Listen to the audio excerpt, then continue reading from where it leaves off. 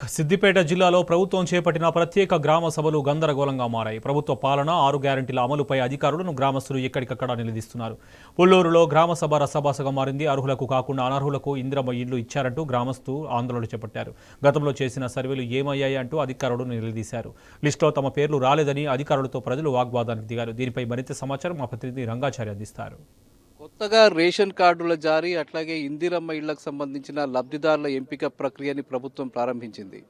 అయితే గత దఫా జరిగినటువంటి ప్రజాపాలనకు సంబంధించిన సర్వే కావచ్చు, సమగ్ర సర్వేకు సంబంధించి కావచ్చు, అనేక మంది ఇచ్చినటువంటి దరఖాస్తులు తప్పుల తడకగా ఉన్న నేపథ్యంలో, అట్లాగే ఇచ్చినటువంటి దరఖాస్తులకు అనుగుణంగా సర్వేలో లిస్టులు రాకపోవడం నేపథ్యంలో పెద్ద ఎత్తున గందరగోళం నెలకొన్నది. చాలా గ్రామాల్లో చాలామంది లబ్ధిదారులు తమ పేర్లు లిస్టులో రాలేదని చెప్పి చాలా గ్రామాల్లో ఆందోళనకు దిగినటువంటి పరిస్థితి కూడా చాలా చోట్ల కనిపించింది. అటు ఉమ్మడి జిల్లా వ్యాప్తంగా సిద్దిపేట జిల్లా, మెదక్ జిల్లా, సంగారెడ్డి జిల్లాలోని అనేక గ్రామాల్లో కూడా ఇదే పరిస్థితి నెలకొన్నది.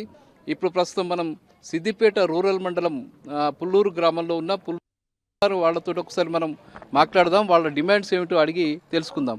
చెప్పండి, మీరు ఏమనుకుంటున్నారు?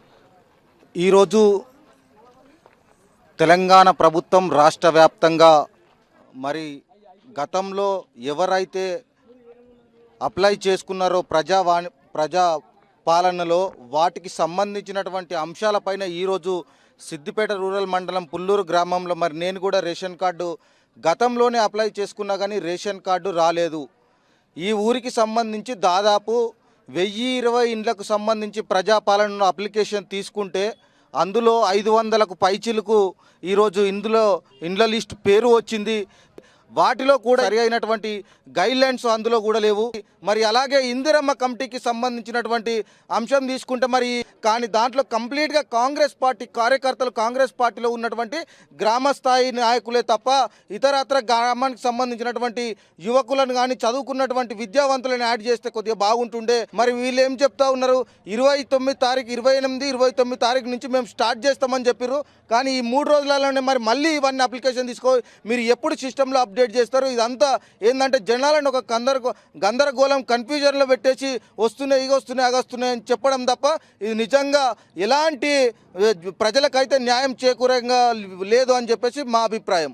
ఈరోజు మన ప్రజాపాలన రేషన్ కార్డు గురించి దరఖాస్తుల వివరాలు వచ్చినాయి.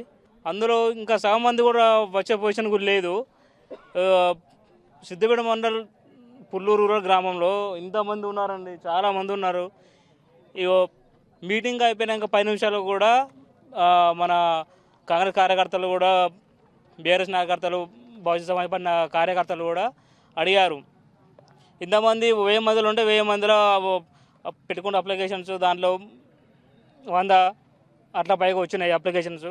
ఇంకా మిగతా ఎందుకు రాలేదు అప్లికేషన్స్ అని చెప్పేసి మాట్లాడారు. వాళ్ళని చెప్పారు, నాయకులు ఏం చెప్పారంటే రాని వాళ్ళు మళ్ళీ పెట్టుకున్న అప్లికేషన్స్ పెట్టుకున్నాక ఇది ఇంకా అప్లికేషన్స్ వచ్చినాయి, అవి ఫైనల్ కాదు.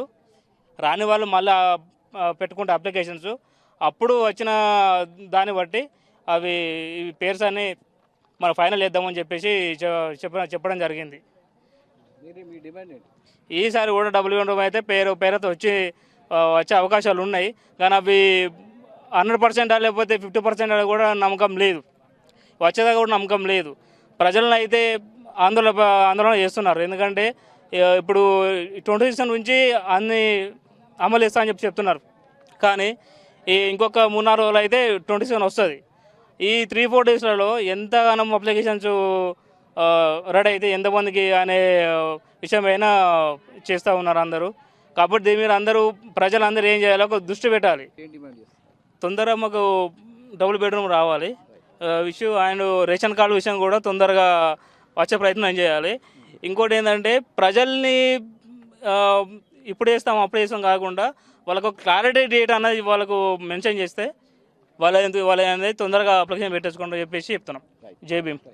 ఇది మనకు ఇక్కడి గ్రామస్తులు చెప్తున్న విషయం. ముఖ్యంగా దరఖాస్తులు తీసుకోవడంతో సరిపెట్టకుండా అర్హులైన వాళ్ళు ఎవరైతే ఉన్నారో రేషన్ కార్డుల కోసం దరఖాస్తు చేసిన వాళ్ళు కావచ్చు, అట్లాగే ఇందిరమ్మ ఇళ్ల కోసం దరఖాస్తు చేసుకున్న వాళ్ళు కావచ్చు, అర్హులందరికంటే చిట్ట చివరి వ్యక్తికి వరకు కూడా వాటిని అందించే విధంగా ప్రభుత్వం చర్యలు తీసుకోవాలని చెప్పి వాళ్ళు డిమాండ్ చేస్తున్న పరిస్థితి కనిపిస్తుంది. బీఆర్ఎస్ నేత హరీష్ రావు చెప్పిన దాని ప్రకారం గత ప్రభుత్వ హయాంలో తాము తెల్ల రేషన్ కార్డులు సుమారు 6,40,000 పైచిలకు మేము అవి రేషన్ కార్డులు ఇచ్చాము. ఇప్పుడు ఆ రేషియోకి ఇంకా మించి ఇంకా చాలామంది కుటుంబాలు అంటే విభజించబడ్డాయి. ఇంకా చాలామంది అన్నదమ్ములు కావచ్చు, కొడుకులు తండ్రులు కావచ్చు, విభజించి ఉన్నటువంటి పరిస్థితి ఉంది. కుటుంబాలు విడిపోయి ఉన్నాయి.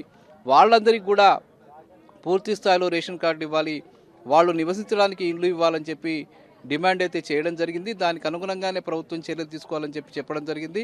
ప్రజలు కూడా అదే డిమాండ్ చేస్తూ ఉన్నారు. అర్హులైన ప్రతి వ్యక్తికి ఇళ్ల స్థలాలు రావాలి, రేషన్ కార్డు రావాలి అనే డిమాండ్ అయితే కొనసాగుతున్నది. కెమెరామెన్ వెంకట్తో రంగాచారి, టీ న్యూస్, పుల్లూరు.